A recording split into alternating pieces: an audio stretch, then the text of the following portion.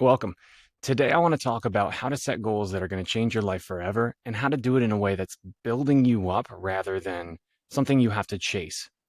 I want to talk about the most recent 100-mile race I did, which was a 24-hour, 1-mile loop in upstate New York called the Candlelight Ultra Marathon. Now, before I get to that, let's start with the today I am. Today, I am following through. If you can't tell by my sweat, I just ran 10 miles on my treadmill at 7:18 in the morning right now, and I decided to just start checking boxes of things I wanted to get done this weekend. This podcast, I committed to doing every week by Sunday night, Saturday morning. So I figured, why not actually do something in the moment instead of procrastinating? So today I am following through. That means a lot. Now, why do I want to talk about the ultra marathon that I've run? Because I think it's really important to understand how I got there. If you're here, you probably want to hear a little bit about who I am and what I've done. But also, it has brought me so many lessons to work towards bigger and better versions of myself, or what I thought was going to be bigger and better versions of myself, and the way that I approached it. I ran track and field in college at Binghamton University. I ran the 100, no, excuse me, the 400-meter hurdles, and I competed in the decathlon briefly. I actually had a wrist injury during training for pole vault that took me out of that, and I transitioned to 400 hurdles. But honestly, that was the best thing because I ended up being pretty good at it. Won conferences my freshman year, and then we did pretty well in the 4x4. We had a 308 flat, which is a really fast 4x4 time. We almost made it to nationals one year. Our one of our runners had an injury in regionals, but we were looking pretty good. Anyway, I've always been drawn towards competition. A, because I like competing, exciting, but B, I think there's always been a sense of like I want to prove to myself that I'm good enough. I want to prove that I'm better. Better than what? Good question. So I graduated college in 2013, and between 2013 and 2017, I was just getting into lifting, trying to get as big as possible realistically. And then I had the opportunity to run my first marathon. It was the New York City Marathon. There's a whole nother story behind that because I almost broke my ankle about three weeks before the race doing backflip burpees. Whole nother story there. But I ended up running it, ran pretty well, and committed from then to challenge myself to hard things. I told myself that year that once a year I wanted to do something or approach something that I've never done before. That was easy to say as a marathon. I had never done a marathon before 2017. In 2018, I signed up for my first 50-kilometer race in Killington, Vermont. Finished that. 2019, I did my first 50-mile race in upstate New York. And in 2020, for the first time, I stayed inside for 2 weeks straight because of COVID. So that kind of put a wrench in that. But then I got back to it, ran a another 50-mile race, I believe in 2022 or three. No, actually, and then I decided to just get into things that I've never done before, as far as like sub 3 marathon was something I'd never done. Running Boston sub 3, 3 hours being the goal. But getting to the goal setting aspect, because at a certain point, you can't run any further. And at a certain point, I couldn't run any faster in the marathon, or at least I wasn't willing to train hard enough that it would have taken to get faster. So after what I would call at the time failing 5 or 6 times in a row at getting faster, I really went into a not great place mentally because I was like, I'm not good enough. I can't get faster. I've peaked. I'm going downhill, all because of this goal that I set for myself to chase and to be excited about had become this. I need to do this to prove that I'm good enough. Brutal. Now, I did create a better relationship with that through a lot of hard work and a lot of internal dialogue of, hey, what does this mean to me? And how do I approach this and reframe this? Can I look at this as this is something that's exciting for me and I'm curious about it? And that's where I started going. So again, ran Boston Marathon. I signed up for the Leadville 100-mile race. That was my big kind of foray back into something hard every year. That's one of the hardest 100-mile races in the world. It was the hardest day of my life physically for sure. But after finishing that, I set my most recent goal, which was last year in 2025. I wanted to run 100 miles in under 24 hours. Now, I started a coaching business, and one of the clients that I was coaching for a couple different ultra marathons, she was signed up for the 12-hour version of this race. It's called the Candlelight Ultra Marathon. It was a 12-hour race and they expanded it to 24 hours. It's in this beautiful little campground in Rochester or Rush, New York, and near Rochester, and it's a 1 mile loop. Goes up and down. I think the elevation change is about 39 feet per lap, so not nothing. But I was like, if I'm going to run 100 miles in under 24 hours, that's the best way to do it. So I trained really hard. I actually encountered an injury. I slipped a disc or herniated a disc in my back, L4, L5, doing deadlifting without proper warm up. And after that, I ran the Boston Marathon on camera, and we were going a little bit slower, so a lot more steps.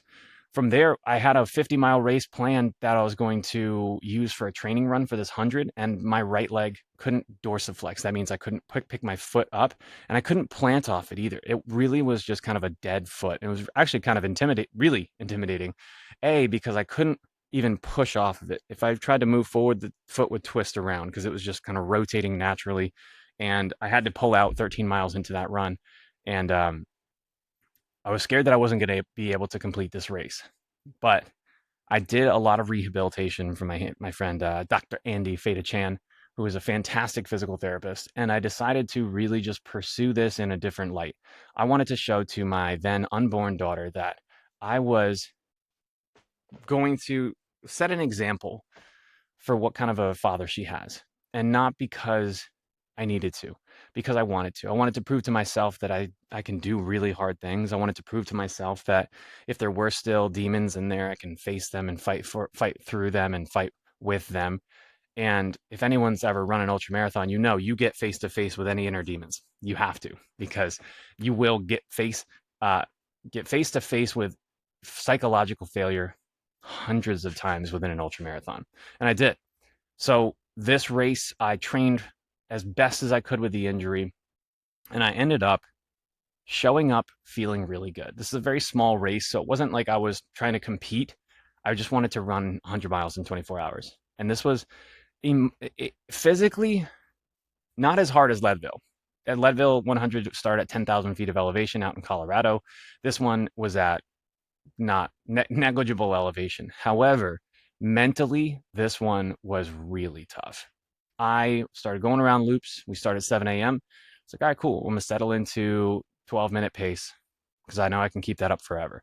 And 10 miles, 20 miles felt pretty good. My wife, who was pregnant at the time, and my good friend Anthony Cruciali were crewing me, so I would see them every single lap. And it was great. It was very really simple. I could take water, I could take fluids and hydration packs and food and gels from them every single lap. It was really simple to go about. So physically, not terrible, but it was just like, I can't make this go by faster. And throughout that race, there weren't many. There were a few, but there weren't many times where I had to face negative demons. Thoughts of, you're not good enough, you have to stop, you're shit, you suck. That's rare. That's rare for me because um, Anthony was filming me and asking me questions throughout the race. We were doing a little docu-series about For Her I Will, meaning for her, for my daughter, I will do anything. And it really made me be very present with the purpose. I wanted to show her what her dad is capable of and what discipline looks like. And I wanted to show myself that I could do it.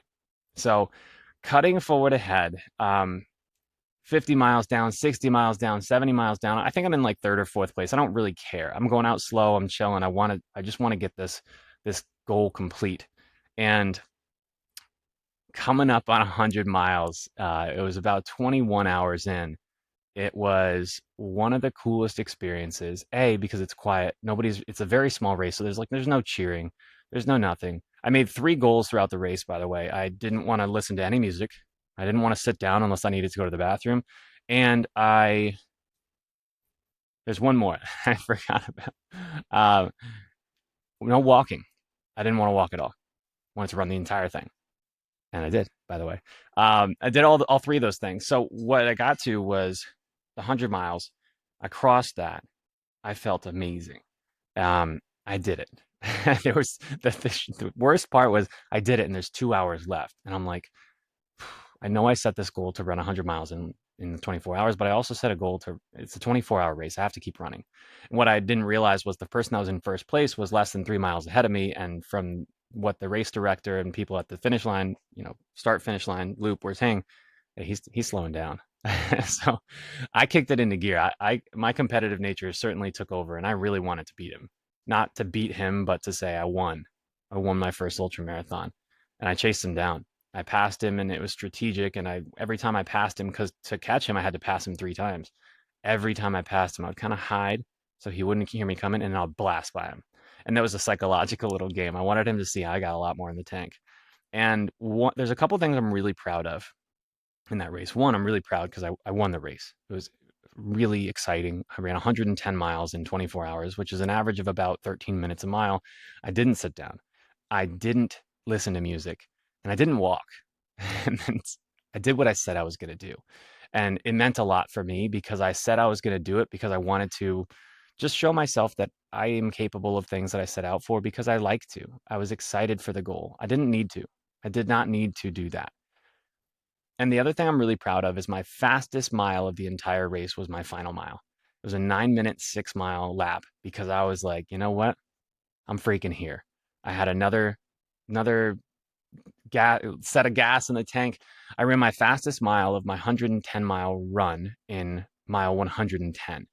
And I'm really proud of that because that was freaking sick. But my body took a long time to recover. That hurt. I actually got a little bit of rhabdomyolysis, so wouldn't recommend. But now I have this. This belt buckle reminds me that I set out to do a task that in 2017 I had never run a marathon. In 2025, I ran 110 miles in 24 hours.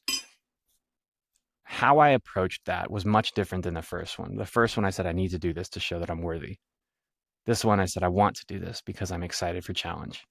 I want to have bits of memories that show what I'm capable of. I want to be able to walk into every single room knowing I ran 110 miles in a day. I don't really care what you think of me. I'm really proud of me. And I do. And I'm not in a boastful and braggart way. And I'm really proud of it. I'm not going to pretend that I'm not really proud of my accomplishment there. But I know that if in any, I mean, very few rooms, if I'm at an ultra marathon, it's a different room.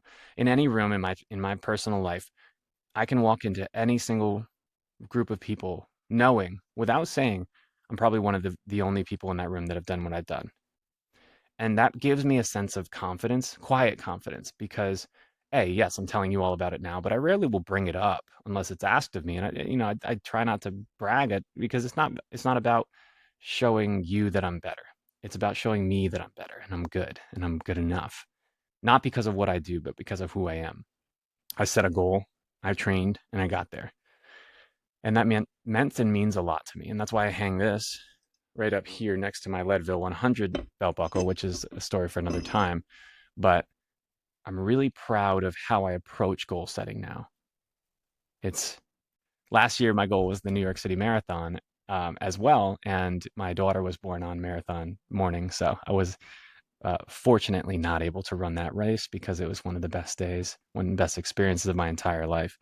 But lesson for today is how you set a goal and how you approach a goal is important. The way that you approach a goal is more important than the goal itself. Instead of chasing something to prove worth to yourself, prove worth because of who you are, not what you do. And then go for goals because it's exciting. You're curious, because it's fun. See what happens when you change the way that you approach a goal rather than chasing bigger and better goals to prove that you're bigger and better. If you can create that version of self-worth that doesn't need achievement, you can do anything. You can feel anything.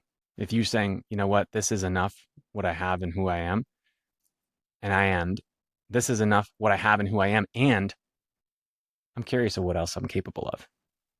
So today I am following through. I'm really proud of myself. And I hope this encourages you to go set a goal and look into how you're setting that goal. And hopefully it's something exciting for you, not because you have to, because you want to. I appreciate you guys being here. If you like this podcast, it's just going to keep going. So share it around, leave comments, let me know, DM if you like it. But I'll be here sharing everything that I'm asked. And I'm really excited to be here. So thanks for having me.